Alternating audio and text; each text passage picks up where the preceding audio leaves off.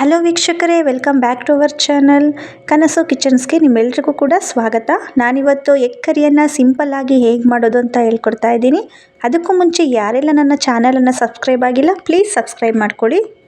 ಈ egg curry chapati, ರೋಟಿ ಮತ್ತು ಪೂರಿಗೆ ತುಂಬಾ ಚೆನ್ನಾಗಿರುತ್ತೆ. ನಾನಿಲ್ಲಿ ಕುಷ್ಕ ಜೊತೆ ಮಾಡ್ಕೊಂಡಿದ್ದೀನಿ.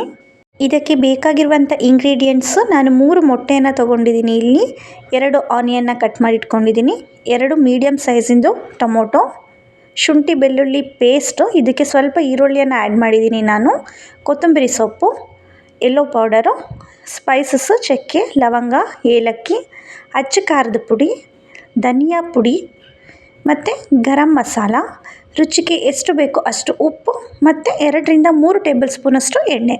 ಮೊದಲು ಸ್ಟವನ್ನು ಆನ್ ಮಾಡಿಕೊಂಡು ಪಾತ್ರೆಯಲ್ಲಿ ನೀರನ್ನ ಕಾಯೋದಕ್ಕೆ ಇಟ್ಕೊಂಡು ನಾನು ಮೊಟ್ಟೆಯನ್ನು ಬೇಯಿಸ್ಕೊತಾ ಇದ್ದೀನಿ. ಇಲ್ಲಿ ನಾನು 3 ಮೊಟ್ಟೆಯನ್ನು ತೊಗೊಂಡಿದ್ದೀನಿ. ನಿಮಗೆ ಎಷ್ಟು ಬೇಕೋ ಅಷ್ಟನ್ನು ತೊಗೊಳ್ಳಿ.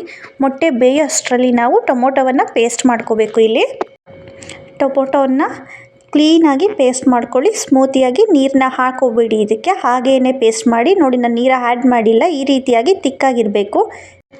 ಮೊಟ್ಟೆ ಈಗ ಬೆಂದಾಗಿದೆ. ನಾನು ಇದನ್ನು ಕ್ಲೀನಾಗಿ ಸಿಪ್ಪೆಲ್ಲನೂ ತೆಗೆದಿಟ್ಕೊಂಡಿದ್ದೀನಿ. ಮೊಟ್ಟೆಯನ್ನು ಈ ರೀತಿ ನಾನು ತೋರಿಸ್ತೀನಿ ನೋಡಿ, ಈ ರೀತಿ ಚಾಕುವಿನಿಂದ 3 ಭಾಗ ಮಾಡಿ ಇಟ್ಕೊಳ್ಳಿ. ಮಸಾಲೆ ಮೊಟ್ಟೆಗೆ ಹಿಡಿಬೇಕು, ಅದಕ್ಕೋಸ್ಕರ ಈ ರೀತಿ ಮೊಟ್ಟೆನ ಕಟ್ ಮಾಡಿ ಇಟ್ಕೊಂಡ್ಮೇಲೆ ನಾನು ಇಲ್ಲಿ ಸ್ಟವ್ನ ಆನ್ ಮಾಡಿಕೊಂಡು ಒಂದು ಕಡಾಯಿನ ಇಟ್ಕೊತಾ ಇದ್ದೀನಿ. ಕಡಾಯಿ ಕಾಯ್ದ ಮೇಲೆ ಅದಕ್ಕೆ 2ರಿಂದ 3 ಟೇಬಲ್ ಸ್ಪೂನಷ್ಟು ಆಯಿಲ್ನ ಹಾಕ್ಕೊಳ್ಳಿ. ಆಯಿಲ್ ಬಿಸಿ ಆದಮೇಲೆ ಸ್ಪೈಸಸ್ನ ಹಾಕ್ಕೊಳ್ಳಿ. ಸ್ಪೈಸಸ್ ತೊಗೊಂಡಿದ್ವಿ ಅಲ್ವಾ, ಅದನ್ನು ಹಾಕೋಬೇಕು. ನೆಕ್ಸ್ಟ್ ಕಟ್ ಮಾಡಿ ಇಟ್ಕೊಂಡಿದ್ದಂತಹ ಈರುಳ್ಳಿಯನ್ನು ಹಾಕ್ಕೊಡಿ. ಈರುಳ್ಳಿ ಕ್ಲೀನಾಗಿ ಫ್ರೈ ಆಗಬೇಕು. ಈರುಳ್ಳಿಯಲ್ಲಿರುವಂತಹ ಹಸಿ ವಾಸನೆ ಎಲ್ಲ ಕ್ಲೀನಾಗಿ ಹೋಗಬೇಕು. ಈರುಳ್ಳಿಯಲ್ಲಿರುವಂತಹ ಹಸಿ ವಾಸನೆ ಹೋಗ್ದಲೇ ಹಾಗೆ ನೀವು ಮಸಾಲಾನ ಆ್ಯಡ್ ಮಾಡಿದರೆ ಟೇಸ್ಟ್ ಚೆನ್ನಾಗಿರೋದಿಲ್ಲ. ನೋಡಿ, ಈಗ ಆಲ್ಮೋಸ್ಟ್ ಈರುಳ್ಳಿ ಬೆಂದಿದೆ. ನಾನೀಗ ಇದಕ್ಕೆ ನೆಕ್ಸ್ಟ್ ಶುಂಠಿ ಬೆಳ್ಳುಳ್ಳಿ ಪೇಸ್ಟನ್ನು ಹಾಕೋತಾ ಇದ್ದೀನಿ. 2ರಿಂದ 3 ಟೇಬಲ್ ಸ್ಪೂನಷ್ಟು ಶುಂಠಿ ಬೆಳ್ಳುಳ್ಳಿ ಪೇಸ್ಟನ್ನು ಹಾಕ್ಕೊಂಡಿದ್ದೀನಿ. ಶುಂಠಿ ಬೆಳ್ಳುಳ್ಳಿಯಲ್ಲಿರುವಂತಹ ಹಸಿ ವಾಸನೆ ಕೂಡ ಹೋಗಬೇಕು. ಅಷ್ಟರವರೆಗೂ ಕ್ಲೀನಾಗಿ ಈ ರೀತಿ ಕೈ ಆಡಿಸ್ಕೊಳ್ಳಿ.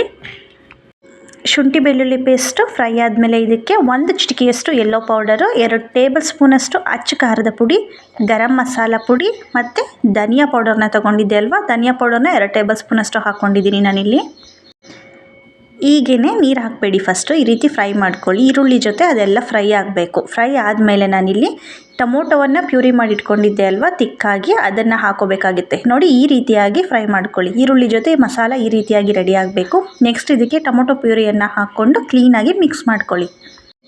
ಟೊಮೊಟೊನ ಈ ರೀತಿ ಹಾಕ್ಕೊಂಡು ಫ್ರೈ ಮಾಡಿ. ಟೊಮೊಟೊ ನಾವು ಎಣ್ಣೆಯಲ್ಲಿ ಬೇಯಿಸ್ಕೊಂಡಿಲ್ಲ, ಹಾಗೆ ಡೈರೆಕ್ಟ್ ರುಬ್ಕೊಂಡಿರೋದ್ರಿಂದ ಟೊಮೊಟೊ ಅಲ್ಲಿರುವಂತಹ ಹಸಿ ವಾಸನೆ ಎಲ್ಲ ಹೋಗಬೇಕು. ನೋಡಿ, ತುಂಬ ತಿಕ್ಕಾಗಿದೆ. ನಾನೀಗ ಸ್ವಲ್ಪ ನೀರನ್ನು ಆ್ಯಡ್ ಮಾಡ್ತೀನಿ ಇದಕ್ಕೆ. ಟೊಮೊಟೊವನ್ನು ರುಬ್ಕೊಂಡಿದ್ದೆ ಅಲ್ವಾ, ಅದೇ ಜಾರ್ನಲ್ಲಿ ಸ್ವಲ್ಪ ನೀರನ್ನ ಹಾಕ್ಕೊಂಡು ಈ ರೀತಿ ನೋಡಿ, ಈಗ ಆಲ್ಮೋಸ್ಟ್ ಕುದಿಯೋಕ್ಕೆ ಶುರು ಮಾಡಿದೆ ಇದು ನೀರು ಹಾಕಿದ ಮೇಲೆ. ನೋಡಿ, ಈ ರೀತಿ ಮಿಕ್ಸ್ ಮಾಡಿಕೊಂಡು ನೀರನ್ನ ಹಾಕ್ಕೊಂಡು ನಿಮಗೆ ಯಾವ ಹದಕ್ಕೆ ಬೇಕೋ ಆ ಹದಕ್ಕೆ ಕರಿಯನ್ನು ರೆಡಿ ಮಾಡ್ಕೊಳ್ಳಿ. ನಾನಿಲ್ಲಿ ತೀರಾ ಗಟ್ಟಿ ಮಾಡಿಲ್ಲ ಮತ್ತು ತೆಳುನೂ ಮಾಡಿಲ್ಲ. ನೆಕ್ಸ್ಟ್ ನಾನಿಲ್ಲಿ ಉಪ್ಪನ್ನು ಆ್ಯಡ್ ಮಾಡ್ತಾಯಿದ್ದೀನಿ. ರುಚಿಗೆ ಎಷ್ಟು ಬೇಕೋ ಅಷ್ಟು ಉಪ್ಪನ್ನು ಹಾಕ್ಕೊಳ್ಳಿ. ನಿಮಗೆ ನೋಡಿ, ಮೇಲ್ಗಡೆ ಎಣ್ಣೆ ಎಲ್ಲ ಯಾವ ರೀತಿ ಬಿಡ್ತಾ ಇದೆ, ಈ ರೀತಿ ಬಿಡ್ತಾ ಬಂದಿದೆ ಅಂದರೆ ಟೊಮೊಟೊ ಕೂಡ ಕ್ಲೀನಾಗಿ ಬೆಂದಿದೆ ಅಂತ ಅರ್ಥ. ಗ್ರೇವಿ ಆಲ್ಮೋಸ್ಟ್ ರೆಡಿಯಾಗಿದೆ. ನಾನೀಗ ಇಲ್ಲಿ ಮೊಟ್ಟೆಯನ್ನು ಬೇಯಿಸಿಟ್ಕೊಂಡಿದ್ದೆ ಅಲ್ವಾ, ಅದನ್ನು ಹಾಕೋತಾ ಇದ್ದೀನಿ.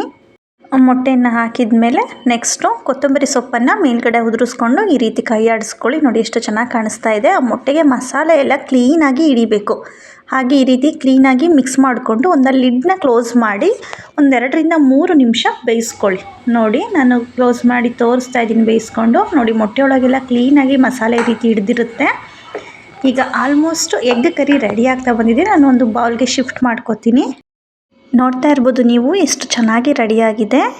ಈ ಎಗ್ ಕರಿಯನ್ನು ನೀವು ಚಪಾತಿ, ದೋಸೆ, ರೊಟ್ಟಿ ಯಾವುದಕ್ಕೆ ಬೇಕಾದರೂ ಕಾಂಬಿನೇಷನ್ ಆಗಿ ಮಾಡ್ಕೋಬೋದು. ತುಂಬಾ ಚೆನ್ನಾಗಿರುತ್ತೆ. ಒಂದ್ಸಲ ನಿಮ್ಮ ಮನೇಲಿ ಕೂಡ ಟ್ರೈ ಮಾಡಿ ನೋಡಿ. ನಾನು ಪ್ಲೈನ್ ಕುಷ್ಕ ಜೊತೆ ಮಾಡ್ಕೊಂಡಿದ್ದೀನಿ ಇಲ್ಲಿ.